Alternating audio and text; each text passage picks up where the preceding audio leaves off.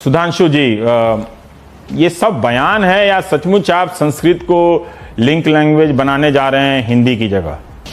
देखिए, एक यथार्थ है संस्कृत को लेकर। अगर हम देखें तो भारत में मातृभाषा सिर्फ एक है संस्कृत, बाकी सब भ्रातृभाषाएं हैं, यानी संस्कृत से निकली हैं और वो सब जैसे भाई होते हैं एक ही माँ के। मैं तो वो नहीं जानता, मेरी मातृभाषा भोजपुरी है, ये बड़ा स्पष्ट है। लेकिन मैं ये जानना चाहता हूं कि क्या उमा भारती की बात में सचमुच इतना दम है कि अंग्रेजी की जगह आप संस्कृत को लिंक लैंग्वेज बना सकते हैं? ये संभावना आज है क्या?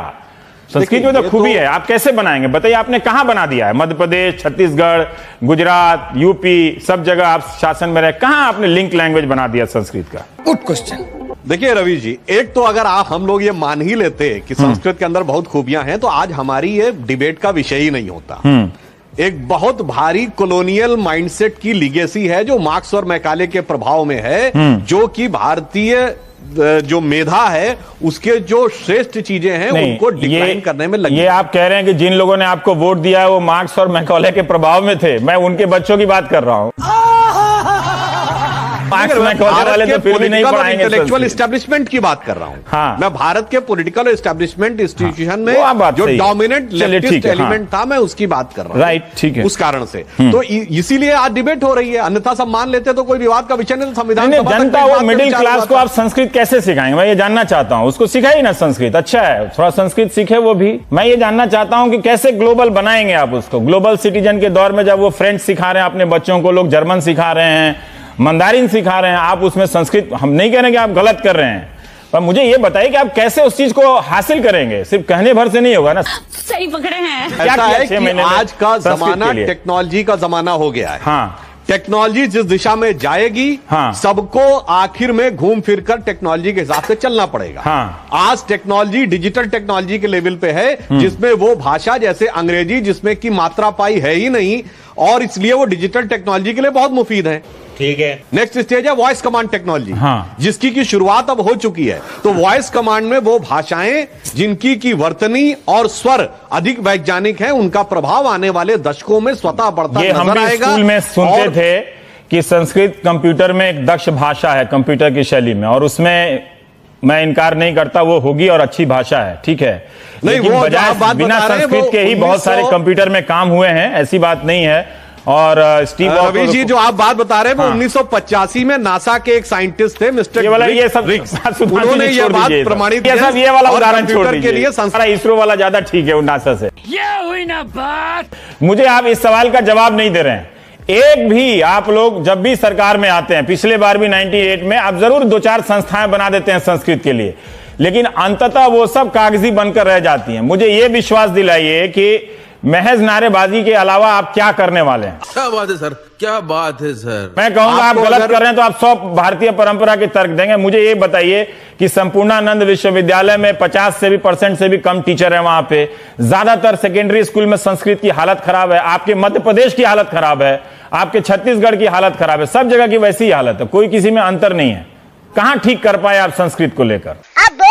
देखिए, जो संस्कृत के प्रभाव का विषय था वो राष्ट्रीय परिप्रेक्ष्य का विषय था। हमारी सरकारों ने अपनी सीमा में रहते हुए कई महत्वपूर्ण कार्य किए। फेंको, फेंको अपनी पूरी शक्ति के साथ फेंको। उत्तर प्रदेश में हिंदी में तृतीय पेपर अनिवार्य संस्कृत का हमारी सरकार के जमाने में 1991 में लागू किया। यही सब इससे कहीं ना कहीं सब आपके पास है ना कि पेपर अनिवार्य कर दिया, बोर्ड बना दिया। अभिरुचि दोनों की हमने नहीं, सुधांशु जी हो सकता है मैं ज्यादा टोक रहा हूं, लेकिन मुझे इस सवाल का जवाब चाहिए आपसे कि आप इस भाषा को कैसे आज की तारीख में लिंक लैंग्वेज बना देंगे? क्या करेंगे, कैसे बना देंगे? मुझे कैसे भी करके निकाल मेरे भाई, मैं फंस गया हूं यहाँ। मुझे समझ में नहीं आती है कि लिंक लैंग्वेज बनाने वाला जो उमा भारती जी का बयान है वो उन्होंने एक स्पेसिफिक संदर्भ में अपना एक विचार कहा है। अगर उस दृष्टि से देखें तो संविधान सभा में संस्कृत को राष्ट्रीय भाषा बनाने का विचार भी हुआ था, ये लिखित कार्रवाई का पार्ट है। और प्रस्ताव करने वालों में डॉक्टर अंबेडकर जैसे लोग भी थे। अच्छा, इसलिए वो विषय एक अलग है। आज की परिस्थिति भिन्न हो चुकी है। अभी तो लिंक लैंग्वेज वाली बात जो है, वास्तविकता में तो लिंक लैंग्वेज संस्कृत ही है, मगर उसे व्यवहारिक स्वरूप देने के लिए तो बहुत भारी परिवर्तन की आवश्यकता होगी। वो अभी एकदम तत्काल निकट भविष्य में होने की संभावना बहुत कम दिखाई। तब तक मिडिल क्लास ये कर सकता है कि वो संस्कृत का ट्यूशन रखना शुरू कर दे। मैकॉले वाले को छोड़िए, जो वोटर है आपके, उसके परिवार के बच्चों को बताइए, क्या आप उन परिवारों के बीच जाके कह सकते हैं कि आपके बच्चों के भविष्य को सुरक्षित रखने के लिए हम फ्रेंच, जर्मन या अंग्रेजी को हटाकर संस्कृत ला रहे हैं? नहीं, देखिए उधर बात कीजिए, मैकॉले वाला छोड़िए, वो गॉन केस है वो सब। हाँ नहीं, वो तो गॉन केस है। हाँ, मैं वो कह रहा हूं फ्यूचर देखिए, जहां टेक्नोलॉजी आपको ले जाने वाली है। कोई भी लैंग्वेज होती है, हाँ। उसको देखने के तीन डायमेंशंस होते हैं, जिसको आप देखिए घुमा दे रहे हैं बॉल को, स्पिनर हैं आप बड़े अच्छे। सुनिए, प्रभावकता होती है, वैज्ञानिकता होती है और संस्कार होते हैं। हर लैंग्वेज तीन चीजों से बेस पे चलती है। जो लैंग्वेज परफेक्ट होगी, अल्टीमेटली पूरे संसार को उसकी तरफ जाना पड़ेगा, संस्कृत की तरफ। और अब ये जमाना चला गया जब लोगों ने सत्ता के दम पर चीजों को स्थापित किया था। आप तो वही कर रहे हैं। वैज्ञानिकता और प्रामाणिकता के दम आप पर तो वही कर, चीजें जब आएंगी भी कि आप उसमें लोग चलेंगी। सत्ता में आते हैं तभी संस्कृत करते हैं। अरे मान्यवर, प्रश्न तो यह पूछना चाहिए कि संस्कृत जब थी 2006 में हटाई क्यों गई? हाँ। ये जर्मन क्यों लाई गई? क्या कहीं इस कारण से तो नहीं? मैं ये बात देखिए बिल्कुल आरोप में नहीं कह रहा हूं। क्या इस कारण से आखिर तो जर्मनी क्यों लाई गई? अरे ये बताइए, इटली में सेकंड लैंग्वेज क्या है?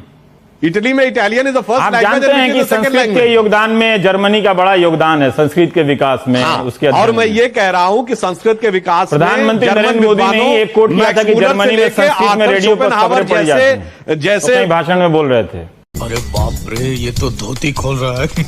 जी, ऐसा है। मैक्स मूलर से लेकर आर्थर शोपेनहावर जैसे विद्वानों ने बहुत भारी योगदान दिया है। हाँ। और जर्मनी के बड़े बड़े वैज्ञानिकों, जिसमें हाइजेनबर्ग से लेकर अल्बर्ट आइंस्टीन तक शामिल हैं, जिन्होंने की संस्कृत ग्रंथों में से अपने बहुत सारी चीजों के बारे में बहुत अच्छी और सकारात्मक। चलिए ठीक है, बहुत बहुत जी। संजय झा जी, कितने, संजय झा जी, आपके बच्चों के भविष्य के बारे में सुधांशु जी इतनी अच्छी अच्छी बातें कह रहे हैं और आप लोग हैं कि उनसे सहमत नहीं है। संस्कृत में जवाब दीजिएगा। देखिए, हाँ जी रवि जी, मैं इतना ही कहना चाहूंगा कि यदि इसमें संविधान का उल्लंघन हुआ है, हाँ। या कोई जबरदस्ती एक विदेशी भाषा को यहाँ पर जबरदस्ती लाया गया है, तो 3 साल तक ये भारतीय जनता पार्टी कर क्या रही थी? बात तो सही है। अचानक अकस्मात इनको इनके दिल को बहुत दर्द पहुंचा है कि यहाँ हमारी एक संस्कृति के साथ मजाक किया जा रहा है। ये सब मैं समझता हूँ कि बेबुनियादी नहीं, ये बेतुका आरोप है। सही पकड़े हैं। विदेशी लोग कुछ और भी बच हो गया है। तो वो गलत है। वो जेनोफोबिक एटीट्यूड, जेनोफोबिक जो कहते हैं एक रवैया, हाँ। वही भारतीय जनता पार्टी यहाँ दिखा रही है। एक तरफ प्रधानमंत्री बोलते हैं फॉरेन डायरेक्ट इन्वेस्टमेंट को लाइए, और यहाँ इनको जर्मन लैंग्वेज जो 70,000 छात्र जो चाहते हैं कि वो करें, जो केंद्रीय विद्यालय ने खुद कहा है कि इससे उनको प्रगति, उनको लगता है कि भविष्य में होगा उनके स्कूल्स के लिए, तो इसमें उनको बड़ी आपत्ति है। You are right bro. ये बड़ा अजीबो गरीब एक मैं समझता हूँ हालात है। ठीक है सुधांशु जी, आपको जवाब देना चाह रहे थे, संक्षेप में दे दीजिए। कई लोग पूछ रहे हैं कि आप लोग जब विपक्ष में होते हैं तब तो संस्कृत की मांग नहीं करते, उसकी आवाज नहीं उठाते। नहीं, ये कहना गलत है। हम लोगों ने सतत, जब ये संदर्भ आया था, जब भी भाषा का संदर्भ आता है, हमारा आग्रह इस प्रकार का रहता है। मैं एक वाक्य सिर्फ कहना चाहूंगा, अभी संजय झा जी ने जो एक बात कही कि हम डार्क एजेस में जा रहे हैं, और जिस ढंग का परिवर्तन इन्होंने जो आरोप लगाया कि हम लोग या संघ के इशारे पे हो रहा है, इस पे मैं सिर्फ ये कहना चाहूंगा कि यह बात पूर्णता निराधार है। डार्क एजेस तो वो थी। आज गुरु तेग बहादुर का बलिदानी दिवस है। एनसीईआरटी की बुक्स में क्या लिखा था कि Guru Tegh Bahadur has created a law and order problem. ये आपने पढ़ाया था। आपने इतिहास में यह पढ़ाया कि Shivaji has looted Surat, Maharana Pratap was a phonetic patriot. मजा नहीं आ रहा है।